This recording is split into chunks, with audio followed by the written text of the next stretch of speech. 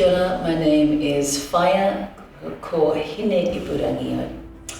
I was given the name Shelley Emia by my mother, and I'm from Ngāti Kahungunu, Iwi, on the east coast of the North Island of New Zealand. It's important for us to remember our connection to nature. I think we're so disconnected, living in our homes, driving our cars, and just simply wearing soles on our feet, wearing shoes every single day.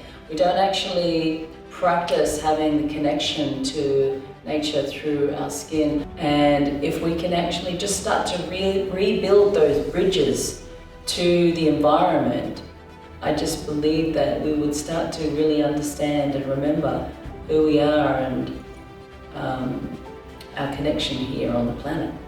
When people really tap into the sacred sonics of Mother Nature, it really does bring forth healing. It's almost instantaneous.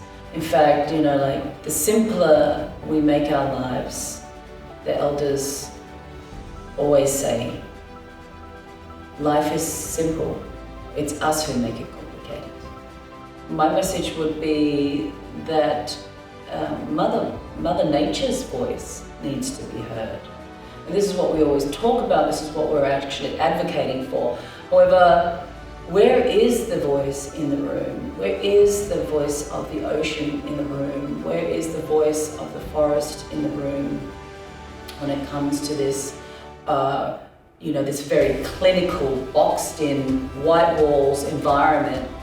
And if we can really kind of go inner and bring those sounds into the room, I think it really does kind of resonate and help us kind of recall why we're there in the first place. If we touch one person from sitting together, then that's a ripple that never ends.